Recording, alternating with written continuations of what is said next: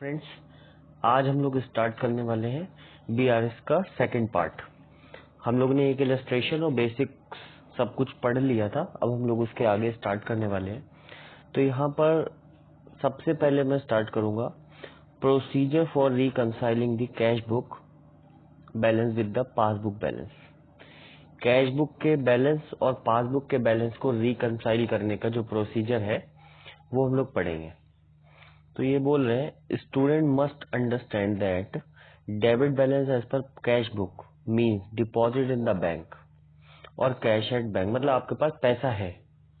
ठीक है। Debit balance as per cash book का मतलब होता है कि आपका अपना पैसा बैंक में रखा हुआ है, या फिर credit balance as per passbook का मतलब भी यही होता है कि आपका पैसा बैंक के पास है। ठीक है। Similarly credit balance as per cash book means excess amount over deposit withdrawn by the current account holder और ओवरड्राफ्ट बैलेंस। और debit balance as per passbook मतलब आपका 1,00,000 रुपए बैंक के पास बैंक में जमा है। ठीक है। आपका पैसा, आपका 1,00,000 रुपए बैंक में है, तो इसको आप क्या बोलोगे? Debit balance as per cash book, या फिर आप बोलोगे credit balance as per passbook. ठीक है। अब मान लीजिए कि आपके पास 1,00,000 रुपए आपके बैंक अकाउंट में थे, लेकिन आपने 1,20,000 रुपए खर्च कर दी। क्या ये पॉसिबल? हाँ, ये पॉसिबल है। करंट अकाउंट में एक ओवरड्राफ्ट की फैसिलिटी दी जाती है कि आपके अकाउंट में जितने पैसे हैं आप उससे एक सर्टेन लिमिट ज्यादा तक पैसे विड्रॉ कर सकते हो या पेमेंट कर सकते हो। तो अब आपने देखिए 1,00,000 से 1,20,000 रुपए का पेमेंट किया, तो आपके 20,000 रुपए एक्सेस आपने निकाल लिए, तो इसको बोलते हैं ओवरड्राफ्ट, ओडी। ठीक है। इसका मतलब क्या होता है? Credit balance as per cash book या फिर debit balance as per passbook. ठीक है। ये इन्होंने बताया है यहाँ पर, इतना आपको समझ में आ गया होगा। अब ये आपको बता रहे हैं टाइप्स ऑफ प्रॉब्लम, आपको क्या क्या प्रॉब्लम मिल सकती है। पहली टाइप की क्या प्रॉब्लम है? When causes of differences are given.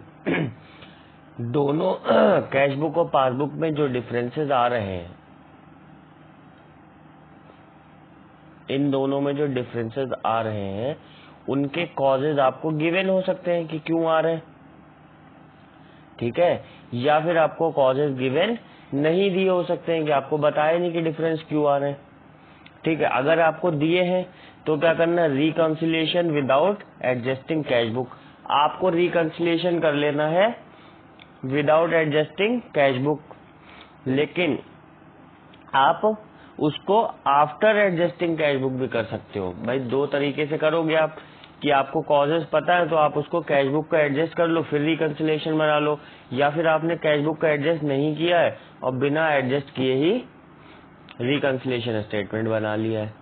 दूसरा क्या है कि आपको कॉजेज नहीं दिए हैं, तभी भी आप यही दोनों फॉर्मूले को यूज करोगे, या तो आप एडजस्ट करोगे या फिर एडजस्ट नहीं करोगे। ठीक है। कैश बुक को तो सबसे पहले बता रहे हैं when causes of differences are known, जब आपको पता हो। Can start reconciliation by taking any of the balance stated above and proceed further with the causes. वो कह रहे हैं आप कोई भी बैलेंस ले सकते हो, मतलब debit balance as per cash book ले लो और credit balance as per passbook आप मैच कर लो, उसको ड्राइव कर लो, या फिर आप वाइस वर्सा पासबुक का बैलेंस भी ले सकते हो। ठीक है। Given causes of disagreement, the balance of the other book can either be more or less on account of said causes. Cause की वजह से कम ज्यादा हो सकते हैं दूसरी बुक के balance. If the balance of the other book is more on account of said causes, then add the amount. तो आपको ऐड करना पड़ेगा, अगर ज्यादा है तो ऐड कर लो। If the balance of the other book is less on account of said cause, then subtract the amount. ये हम लोगों ने सीखा था, उसको ही ये एक्सप्लेन कर रहे हैं, एक एग्जाम्पल के थ्रू इन्होंने पूरा बताया है। फिलहाल हम लोग इसको नहीं पढ़ रहे हैं। मैं आपको अपना ही जो मैंने आपको तरीका बताया आप उसके तरह उस तरह से ही करिएगा, वो ज्यादा इजी पड़ेगा और जल्दी आपको समझ में भी आ जाएगी, इजी टू अंडरस्टैंड है वो। उसके बाद में कह रहे हैं if causes of differences are not known, अगर आपको पता ही नहीं है, then one has to compare the debit entries of the cash book with the credit entries of the passbook. भाई पहले क्या हुआ, आपको उसने बता दिया कि इन कॉजेज की वजह से ये डिफरेंस है, तो आपने ये उठाया, इनका रिकंसिलिएशन स्टेटमेंट बना दिया। अब दूसरे में बता रहा है कि आपको हमने बताया ही नहीं कि डिफरेंसेस के कॉजेज क्या है, तो आप क्या करोगे, आपने अपनी कैश बुक ले ली है और आपने ये पासबुक या स्टेटमेंट ले लिया बैंक का। अब इसकी एक एक एंट्री चेक की, जैसे हमने इलस्ट्रेशन नंबर 1 लास्ट लेक्चर में किया था, आपको एक एक एंट्री को चेक कर लेना है, दोनों को टैली कर लेना है। जो भी एंट्रीज रह जाएंगी जो चेक नहीं हुई है, वही कॉजेज ऑफ डिफरेंसेस, उनको आप देखकर बना सकते हो अपना स्टेटमेंट। ठीक है, यही इन्होंने यहाँ पर एक्सप्लेन किया है। ठीक है, तो यहाँ पर देखिए इलस्ट्रेशन नंबर 8 है, बोल रहे हैं jolly limited has following entries in its cash book and passbook. तो ये इन्होंने कैश बुक बताई है, बैंक कॉलम ओनली। तो यहाँ पर कैश बुक है और ये हमारे पास पासबुक है, तो इसकी क्रेडिट एंट्रीज यहाँ पर डेबिट एंट्रीज से मैच करो और इसकी डेबिट एंट्री इसकी क्रेडिट एंट्री से मैच करो। तो हम लोग कर लेते हैं बाई रिचा 2000, ये क्रेडिट है तो यहाँ पर डेबिट होगा 20,000, सॉरी रिचा लिमिटेड, तो ये रिचा लिमिटेड 20,000 रुपये हमें मिल गया। उसके बाद में एक 50,000 की एंट्री है एवेंजर्स और कैश की 80,000 की।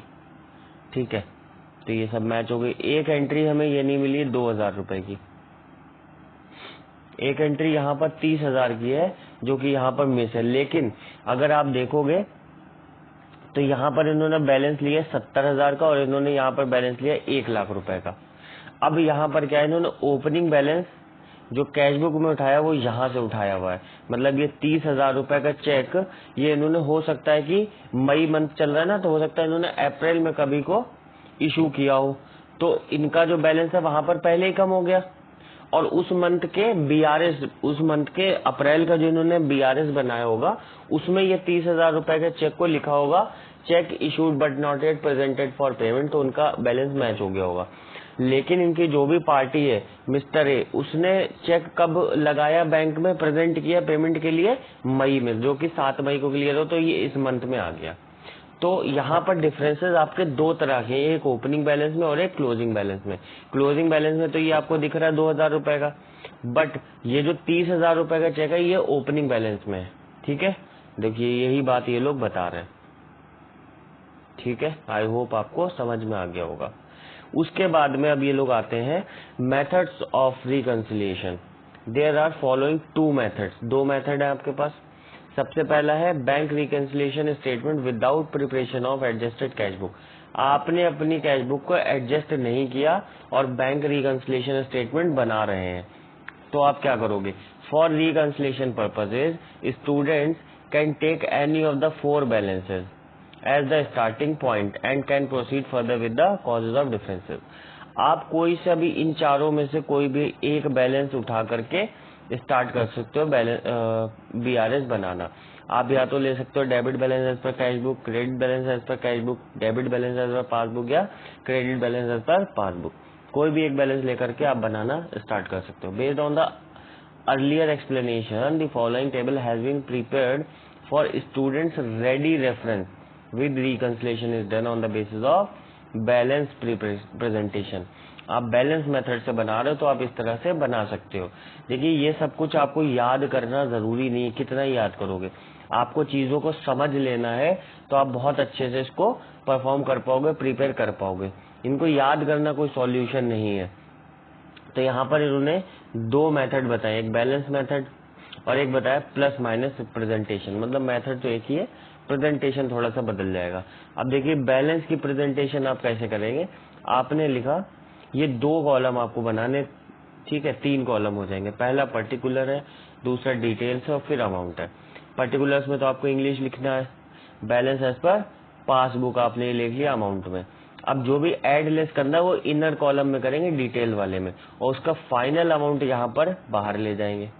ठीक है ना, ये देखिए ये फाइनल अमाउंट बाहर ले जा रहे हैं और लास्ट में ला करके हमने यहाँ पर बैलेंस एज पर पासबुक बना दिया।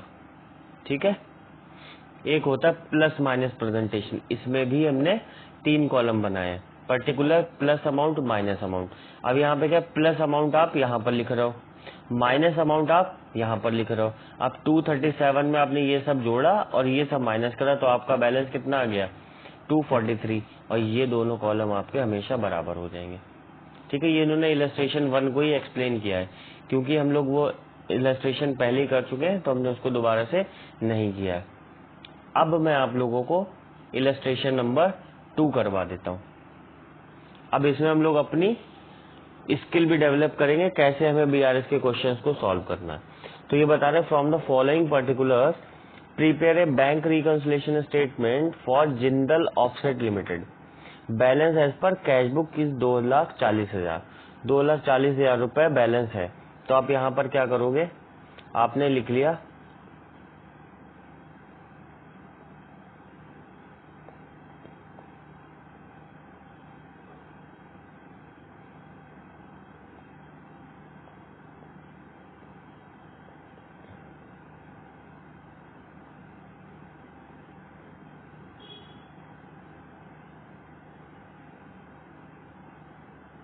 2,40,000। ठीक है, उसके बाद में ये बता रहे हैं cheque issued but not yet presented in the bank amount. ठीक है, कितना, 1,36,000 का, 1,36,000 रुपए का आपने चेक इशू करा, तो आपका ये कैश बुक है और ये पासबुक है। हमेशा आपको ऐसे ही करना है, यहाँ पर कुछ भी बैलेंस होगा तो आपने कैश बुक में तो जैसे ही 1,36 के चेक इशू किए लिख दिए, लेकिन पासबुक में तो जब वो प्रेजेंट होंगे पेमेंट के लिए तभी घटेंगे, तो वहां पर तो प्रेजेंट हुए नहीं। तो यहाँ पर आपका जो बैलेंस आ रहा होगा वो आ रहा होगा माइनस 1,36,000 और यहाँ पर आ रहा होगा 0। तो अब आप इन दोनों को बराबर करने के लिए क्या करोगे, या तो आप इसमें 1,36,000 रुपए प्लस कर दो या आप यहाँ से भी माइनस कर दो। अब ये प्लस माइनस कहाँ पर डिपेंड करता है कि आपने स्टार्टिंग बैलेंस क्या लिया है। आपने स्टार्टिंग बैलेंस अगर पासबुक का लिया तो आप माइनस करोगे, अगर आपने कैश बुक का लिया तो आप प्लस करोगे। हमने किसका लिया, कैश बुक का, तो हम ये प्लस कर देंगे 1,36,000 रुपए।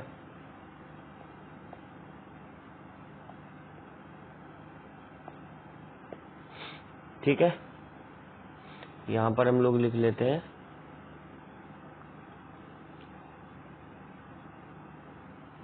Check issued but not yet presented for payment। ठीक है, ये आपको ऐड करना है। अब हम लोग चलते हैं अपनी सेकेंड एंट्री पे। उसके बाद ये बता रहे हैं cheque deposited into bank but not yet cleared amounting to 90,000। अब यहाँ पर फिर से हम वही करेंगे, ये हमारी कैश बुक है और ये पासबुक है। जैसे ही हमें कोई चेक मिलता है तो हम एंट्री उसकी कर लेते हैं और अपने बैंक अकाउंट को बढ़ा लेते हैं कैश बुक में। तो मुझको जैसे ही 90,000 का चेक मिला मैंने इसकी एंट्री कर ली, बट वो क्लियर नहीं हो तो यहाँ पर 0 रहा। तो बैलेंस अब दोनों का क्या आ रहा होगा, यहाँ पर तो आ रहा होगा प्लस का 90,000 और यहाँ पर 0 आ रहा है। तो दोनों को मैच करने के लिए क्या करेंगे, या तो मैं यहाँ से माइनस कर दूं 90,000 या मैं यहाँ पर प्लस कर दूं 90,000। फिर वापस से ये डिपेंड कहाँ करता है, आपने क्लोजिंग बैलेंस कौन सा ले रखा है। हमने कैश बुक का लिया तो हम यहाँ से माइनस करेंगे 90,000। ठीक है, ये देखिए इतना इजी टॉपिक है, आपको बस सोचना है कि हमें क्या करना है। अब आप यहाँ पर क्या लिखोगे, माइनस, या आप माइनस वाले अलग लिखो प्लस वाले अलग लिखो जिससे कि कंफ्यूजन नहीं हो। तो मैं प्लस वाले माइनस वाले अलग अलग लिख देता हूँ। यहाँ पर लिख देते हैं माइनस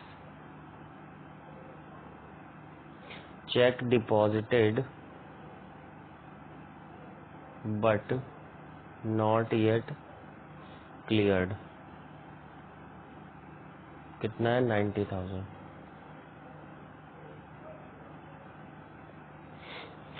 अब ये कह रहे हैं बैंक चार्जेस 300 रुपए। देखिए फिर से वही बात है, कैश बुक और पासबुक, यहाँ से 300 रुपए माइनस हो गए, यहाँ से नहीं हुए, तो बैलेंस यहाँ पे माइनस 300 आ रहा है, यहाँ पे 0। तो दोनों को मैच करने के लिए या तो मैं इसको 300 प्लस कर दूं, यहाँ से 300 माइनस कर दूं। अब बैलेंस मैंने कैश बुक कर लिया तो आप यहाँ से माइनस कर दो 300 रुपए।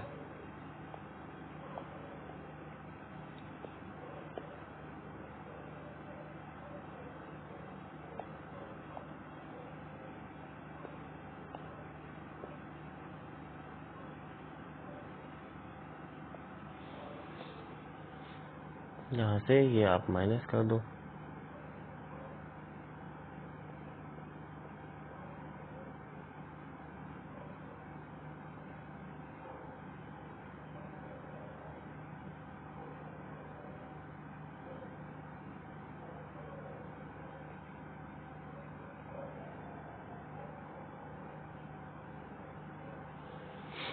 उसके बाद में इंटरेस्ट क्रेडिटेड बाई बैंक 1250 रुपए का आपको इंटरेस्ट मिल गया है, तो आपको ये ऐड करने पड़ेंगे। देखिए आप लोग वही बना लीजिए एक बार, कैश बुक और पासबुक। यहाँ पर 1250 रुपये प्लस होगा, यहाँ पे 0 है, तो अब दोनों को सही करने के लिए क्या करूँ, या तो यहाँ से प्लस करूँ या यहाँ से माइनस करूँ। अब मैंने बैलेंस कैश बुक कर लिया तो आप प्लस कर दो। देखिए अब मैं इंग्लिश नहीं लिख रहा हूँ, आप उससे लिख सकते हैं, यहाँ पे लिख लो इंटरेस्ट रिसीव्ड।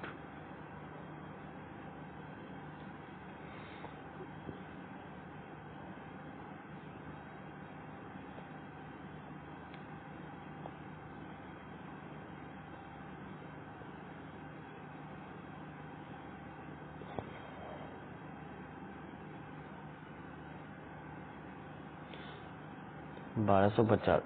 अब इसका बैलेंस आपका ये आ जाना चाहिए, डेबिट बैलेंस पर पासबुक है ना, तो यहाँ पर आपका आएगा credit balance as per passbook, वो कैश बुक था, तो यहाँ पर आपका आना चाहिए credit balance as per passbook. तो ये कितना आ रहा है ये हमें देखना पड़ेगा। देखिए हमारे पास बैलेंस था 2,36,000, सॉरी 2,40,000 प्लस 1,36,000 हम इसमें ऐड करेंगे, जो कि ये वाला अमाउंट है, प्लस 1250 करेंगे, माइनस 90,000 करेंगे और माइनस 300 करेंगे, तो ये आ रहा है 286,950। आई होप यही वाला आंसर भी दिया है, 286,950। तो ये हमारा मैच हो गया। देखिए इन्होंने भी यही किया, 136 ऐड किया, 1250 ऐड किया। प्रेजेंटेशन आप इसमें देख सकते हैं किस तरह से इन्होंने की है, ये आपका आ गया। थर्ड वाले की अगर मैं बात करूं, on 31 March 2022 the bank passbook of Namrata showed a balance of 1,50,000। तो बैलेंस शो कर रहा है, इसका मतलब क्या है, हमारा पैसा बैंक में जमा है और ये पासबुक का बैलेंस है, तो क्या होगा इसका credit balance as per passbook. यहाँ पर मैं एक पेज ऐड कर लेता हूँ, हम लोग इसमें ही कर लेते हैं।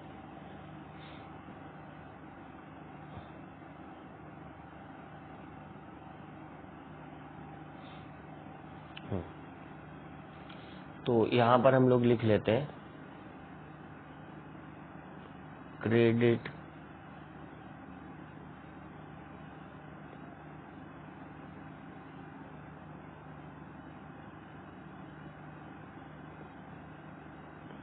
Credit balance as per passbook कितना है, 1,50,000, 1,50,000। उसके बाद में ये कह रहे हैं she has issued cheques amounting to 80,000, 80,000 रुपए के चेक इशू किए थे, out of which only 32,000 were presented for payment. अब देखिए इसमें हुआ क्या होगा, यहाँ पर हमारी कैश बुक होगी, यहाँ पर पासबुक होगी, ठीक है। यहाँ पर हमने 80,000 रुपए के चेक इशू किए, तो हमने इमीडिएटली एंट्री कर ली, हमारा बैंक का बैलेंस हमने कम कर लिया। लेकिन यहाँ सिर्फ 32,000 रुपए के चेक पेमेंट के लिए प्रेजेंट हुए बैंक में, वही बैलेंस कम हुआ। तो यहाँ पर तो मेरा बैलेंस 80,000 से कम हुआ, यहाँ पर 32,000 से। तो अब दोनों को टैली करने के लिए मैं क्या करूँ, दोनों का डिफरेंस कितना, 48,000। या तो मैं यहाँ पर 48,000 प्लस कर लूँ, या मैं यहाँ से 48,000 माइनस कर लूँ, तभी तो होगा। अगर मैंने यहाँ से 48 और माइनस कर दिए तो ये भी -80 हो जाएगा और ये भी -80। और अगर मैंने यहाँ पे 48 प्लस कर लिए तो ये भी -32 है और ये भी -32 हो जाएगा। तो हमने बैलेंस कौन सा लिया, पासबुक वाला, तो हमें ये 48 माइनस करने पड़ेंगे, ठीक है। तो मैंने यहाँ पर लेस में लिख देता हूँ नीचे, यहाँ पर check issued but not yet presented for payment. कितना? 48,000। ये हमने माइनस करना है। सेकेंड एंट्री देख लेते हैं। She receive a cheque of 5,000 which she recorded in her cash book but forgot to deposited in the bank. अब देखो यहाँ पर क्या हुआ होगा, ये हमारी कैश बुक है, ये हमारी पासबुक है। अब इसको एक चेक मिला 5,000 का, इसने तुरंत एंट्री कर ली होगी इमीडिएटली और 5,000 से अपना बैंक का बैलेंस कैश बुक में बढ़ा लिया होगा। बट यहाँ पर वो बैंक में चेक डिपॉजिट करना तो भूल गई, फॉरगेट।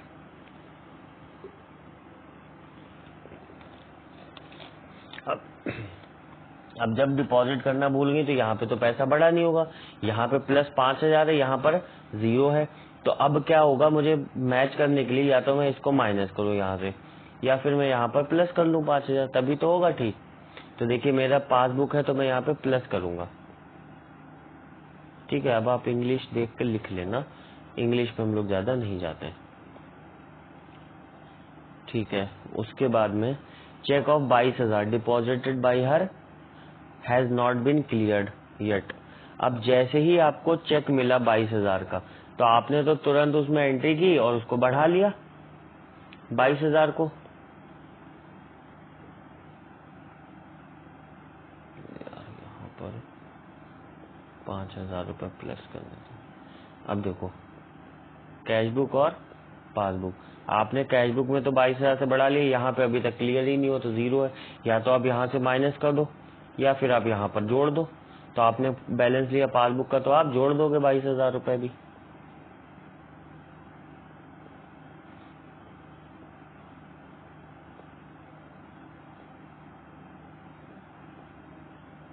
ठीक है, अब उसके बाद mister Gupta deposited an amount of 15,700 in her bank which has not been recorded in cash book. मतलब 15,700 रुपए मिस्टर गुप्ता ने डायरेक्ट इनकी बैंक में जमा करवा दिए, इनको पता नहीं था तो इन्होंने कैश बुक में नहीं लिखा। तो अब यहाँ पर क्या हो रहा होगा, यहाँ पर तो 15,700 बढ़ गए पासबुक में, लेकिन यहाँ पर 0 है। तो दो तरीके, या तो अब यहाँ से माइनस करो या फिर आप यहाँ पे प्लस करो। अब आपने बैलेंस कौन सा लिया, पासबुक का, तो आप माइनस कर दो। ठीक है, अब आ जाओ इसके बाद बैंक हैज क्रेडिटेड 1,500 रुपए। 1,500 रुपए इनकी बैंक में क्रेडिट हुए, यहाँ पर तो 1,500 रुपए हो गए, यहाँ पर 0 है। तो या तो आप यहाँ से माइनस कर दो या यहाँ पर प्लस कर दो। आपने बैलेंस लिया पासबुक का तो आप माइनस करोगे, तो आप यहाँ से माइनस कर दो 1,500 रुपए। ठीक है, 250 रुपए बैंक चार्जेस के लगे, तो 250 रुपए जब लगे यहाँ से तो माइनस हो गए, यहाँ पर कुछ नहीं है, तो यहाँ पर आप या तो प्लस करो या यहाँ से माइनस करो। तो आपने तो पासबुक का लिए तो आपको प्लस करने पड़ेंगे 250 रुपए। ठीक है, इंग्लिश आप देख लेते हैं इसमें बुक में कैसे लैंग्वेज दी है, और एक दो क्वेश्चन हम लोग लिख कर प्रॉपर कर भी लेंगे एग्जाम वाले। अभी हमारा सिर्फ एम रहेगा कि हम इसको कैसे समझ सकते हैं अच्छे से। आप इसको प्लस माइनस करोगे तो आपका आंसर आ जाएगा।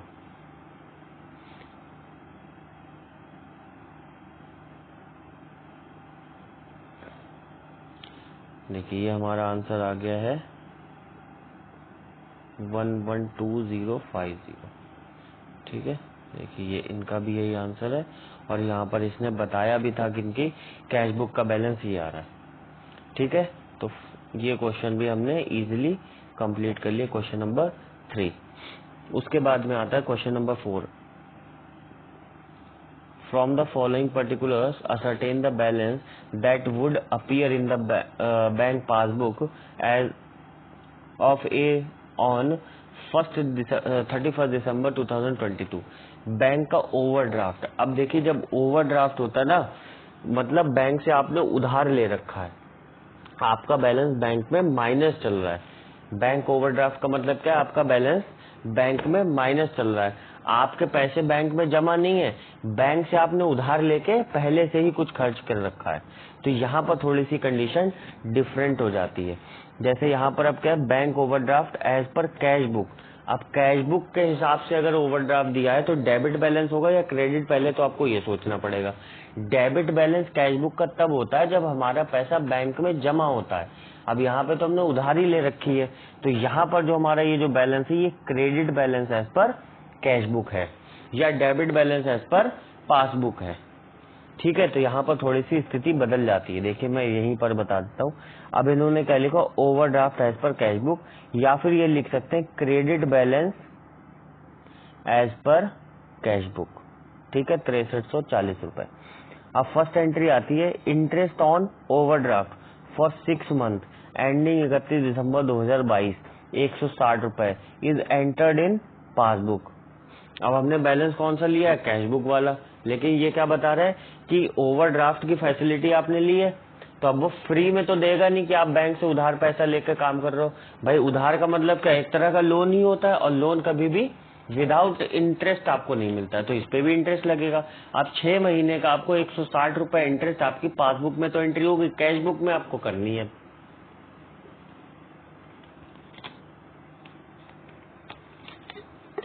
तो कैश बुक में कर लेंगे। अब देखिए आपको कैसे सोचना पड़ेगा। भाई आपकी उधारी है, ठीक है, आपने मुझसे सपोज करो 6340 रुपए उधार ले रखे हैं। अब अगर आप मुझसे 160 रुपए और उधार लोगे तो आपकी उधारी बढ़ेगी या कम हो जाएगी मेरे से? तो आपकी उधारी तो बढ़ जाएगी, मतलब ये 160 रुपए इसमें प्लस हो जाएंगे। ठीक है ना। अगर आपने किसी से उधार ले रखा है और उससे और उधार लेते हो तो उसकी उधारी बढ़ जाएगी। इसका मतलब क्या है, बैंक का आपका जब 160 रुपए की एंट्री हो तो आपकी बैंक बढ़ गई होगी 160 रुपए के। ठीक है ना, बैंक मतलब बैलेंस नहीं बढ़ा होगा, ओवरड्राफ्ट बढ़ गया होगा। अब जैसे ये आपका कैश बुक है और ये पासबुक है, यहाँ पर तो ये 160 रुपए जुड़ गए होंगे जाके, तो आपको क्या करना है, या तो यहाँ से माइनस करो या यहाँ पर भी जोड़ो। अब आपने कैश बुक का बैलेंस लिया तो आप इसको जोड़ दोगे 160 रुपए को। देखिए तो इन्होंने ऐड किया है। ठीक है, नॉर्मल केस में तो ये घटते, लेकिन यहाँ पर ऐड होंगे। अब क्या करें, bank charges of 400 are debited in the passbook only. अब क्या बैंक ने कुछ चार्ज लगा दिया, भाई बैंक ने चार्ज लगाया, इसका मतलब क्या, आपसे बैंक पैसे लेगी 400 रुपए, वो उसने लगाया और आपने तो ऑलरेडी इतना उधार कर रखा है। तो जब बैंक के चार्जेस लगेंगे तो आपका ओवरड्राफ्ट और बढ़ जाएगा, आपकी उधारी और बढ़ जाएगी। तो आपको 400 रुपए आपने ये ऐड किए होंगे, तो यहाँ पर ये आपने 400 ऐड किए। ठीक है, यहाँ पर कुछ नहीं है, तो अब आप इन दोनों को टैली करने के लिए क्या करोगे, या तो ये माइनस कर दोगे या यहाँ पे ऐड कर दोगे। तो आपको क्या करना है, कैश बुक लिया तो आप ऐड कर दो 400। तो देखिए ये 400 रुपए भी इन्होंने ऐड किए हुए हैं।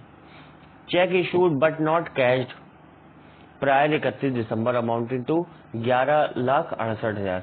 अब हमने कुछ चेक इशू किए, मतलब हमने कुछ पेमेंट करना होगा तो हमने चेक इशू करे। जब हमने चेक इशू करे बैंक से कि बैंक मेरे बिहाफ पे ये पैसा इस बंदे को दे दो, इसका मतलब हम बैंक से पैसा लेकर के किसी दूसरे थर्ड पर्सन को दे रहे हैं।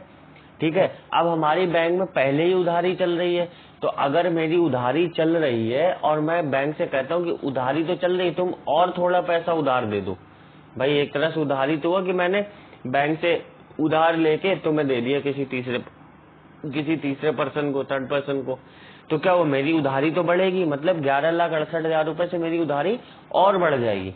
तो बैंक में क्या हुआ होगा, सॉरी कैश बुक में मैंने 11,68,000 से कैश बुक बढ़ा ली होगी, पर वो पेमेंट के लिए वहां पहुंचे ही नहीं बैंक में, तो बैंक में मेरी उधारी 11,68,000 से अभी भी कम होगी।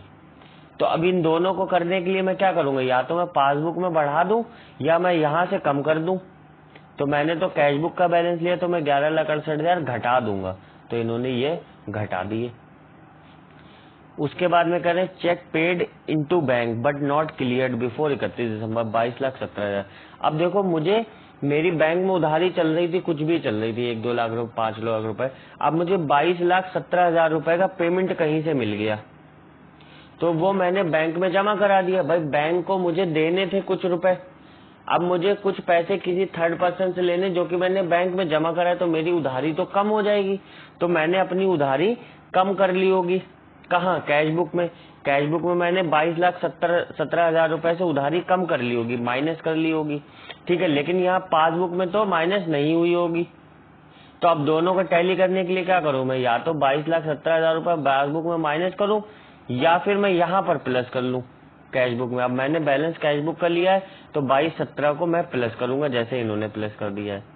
अब आ जाते हैं हम लास्ट में, interest on investment collected by bank and credited in passbook. अब मेरी पासबुक में 12 लाख रुपए कहीं से आए हैं इंटरेस्ट के, तो उससे तो मेरी उधारी कम हो गई होगी ना, कि बैंक को मुझसे कुछ पैसा लेना था लेकिन मेरा कुछ पैसा मैंने बैंक में जमा करवा दिया तो मेरी उधारी कम हो गई होगी, ठीक है।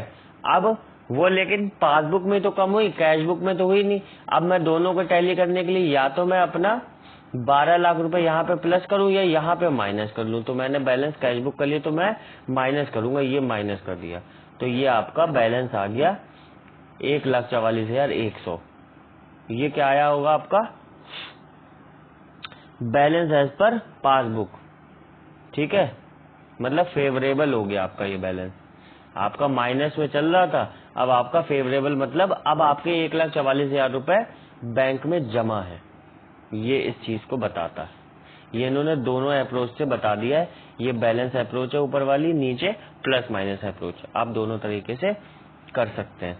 अब देखिए यहाँ पर दूसरा टॉपिक स्टार्ट हो जाता है, bank reconciliation statement after preparation of cash book, sorry adjusted cash book.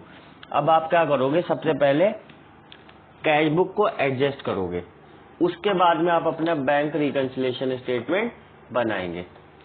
तो ये कैसे करते हैं ये भी हम लोग अभी पढ़ते हैं।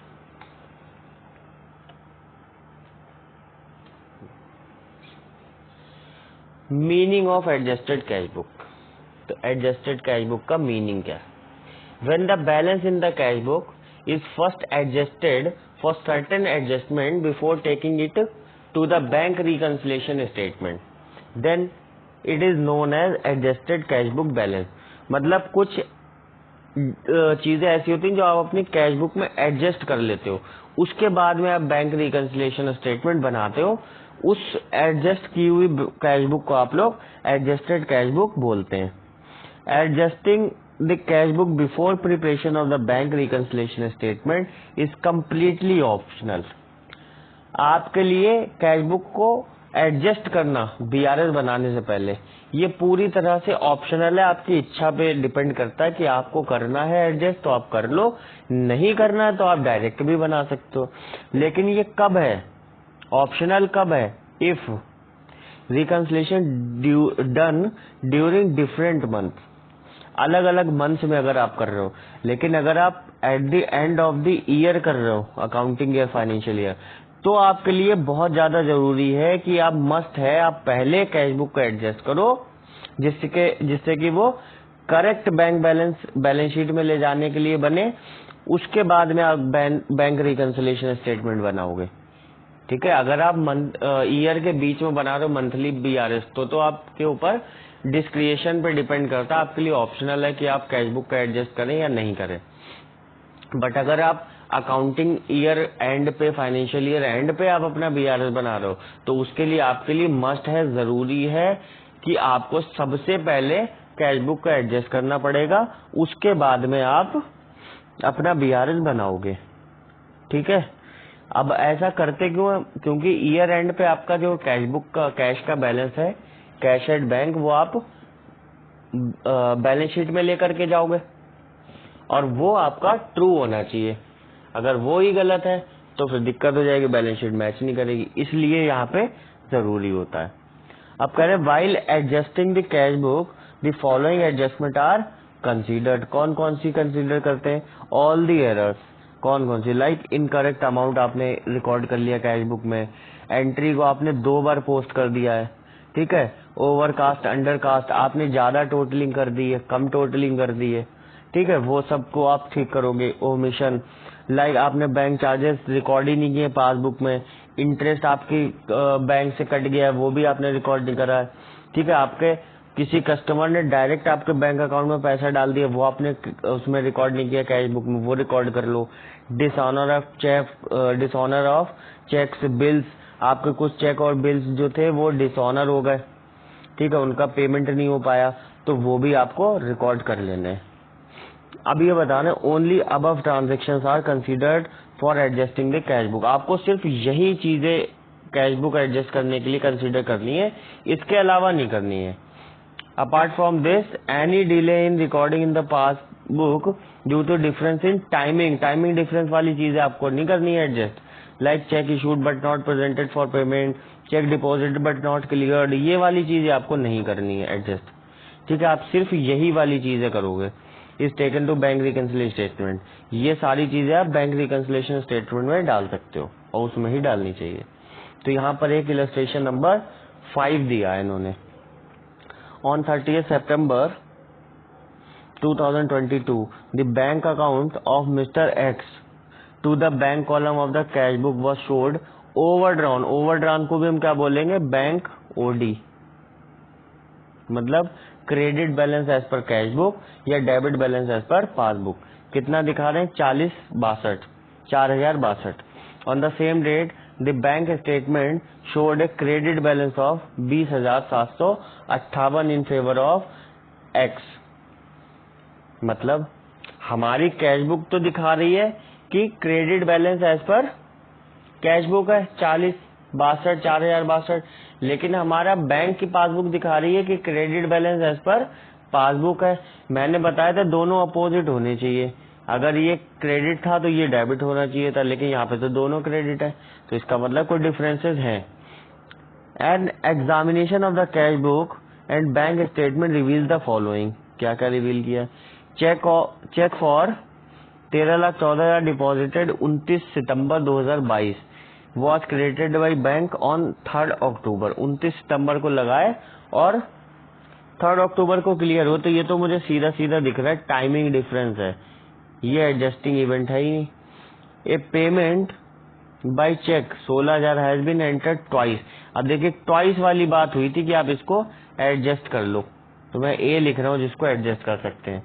On 29 September 2022 the bank credited N amount of 1,17,400 receive from a customer of x but the advice was not receive by x until 1 अक्टूबर। तो इसको भी एडजस्ट करेंगे, इसकी भी बात हुई थी, डायरेक्ट रिसीव हो गया। बैंक चार्जेस 580 नॉट एंटर्ड, ये भी हम लोग एडजस्ट करेंगे क्योंकि ये भी लिखा हुआ था पासबुक में, सॉरी एडजस्टिंग चीजों में। 6 सितंबर 2022 bank credited 20,000 to X in error, ये भी एडजस्ट कर लो। फिर a bill of exchange for 1,40,000 was dishonoured by the bank, ये भी एडजस्ट करोगे क्योंकि ये डिसऑनर की बात है। Cheque issued up to 30 September 2022 but not presented for payment, ये टाइमिंग डिफरेंस है, इसको हम लोग एडजस्ट नहीं करते हैं। तो ये कह रहे हैं to show the appropriate rectification required in cash book of X to arrive at the correct balance on 30 September 2022 and to prepare a bank reconciliation statement। तो सबसे पहले आप क्या करोगे, कैश बुक का बैंक बैलेंस वाली कैश बुक को adjust करोगे। सबसे पहली एडजस्टमेंट मैंने आपको क्या बोली थी, पेमेंट 16,000 रुपए का 2 बार एंट्री हो गई, तो इसकी हमने यहाँ पर देखो सबसे पहले हमने क्या किया, बैलेंस उतारा जो हमारा क्रेडिट बैलेंस था, ठीक है ना, credit balance as per cash book 4,062, ये हमने लिखा बाई बैलेंस BD 4,062, ठीक है। अब जो एंट्री 2 बार हमने कर ली थी, जैसे पेमेंट बाई चेक फॉर 16,000, जब हमने इसकी एंट्री की होगी 16,000 की, तो ये मेरा बैंक की बुक है, ठीक है, ये क्रेडिट है और ये डेबिट है। तो जब मैंने एंट्री की होगी तो क्या लिखा होगा, बाई चेक किसको दिया, ये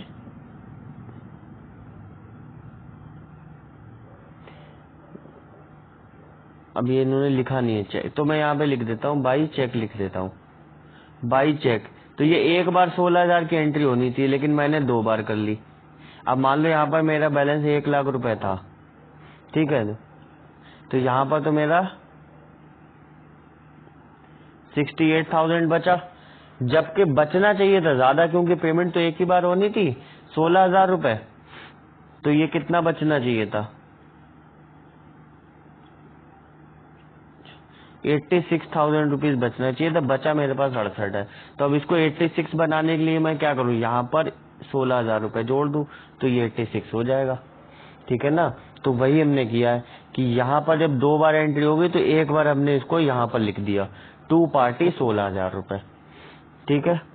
दूसरा इवेंट मैंने क्या बताया था, बैंक क्रेडिटेड 11,700, ये हमने लिखा ही नहीं 1,17,400, ये आप डायरेक्ट इसमें लिख लो टूरिस्ट, भाई बैंक में मिला ना, bank account debit to customer direct deposit कर दिया।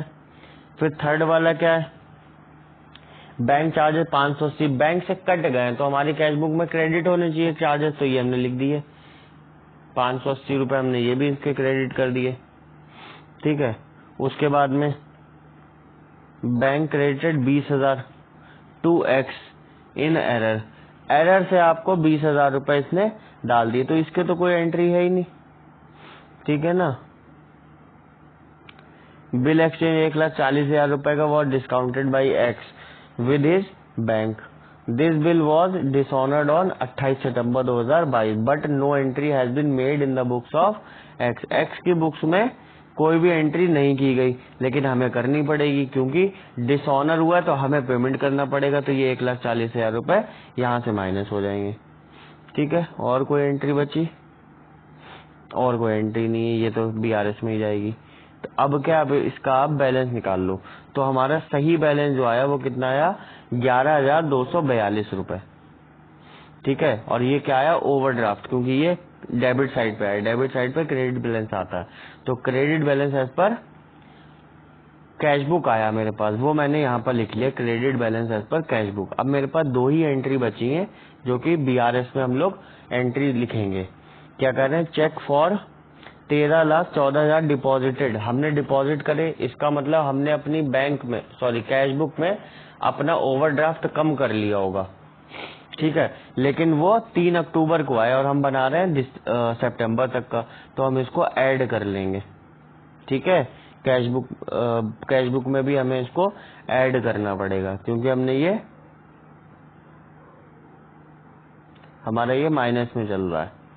उसके बाद में cheque issued up to 30 September 2022 but not presented for payment up to that date, 13,26,000 रुपए से हमने अपना ओवरड्राफ्ट बढ़ा लिया होगा, तो अब हमें कम करना पड़ेगा क्योंकि ये प्रेजेंट ही नहीं हुए पेमेंट के लिए,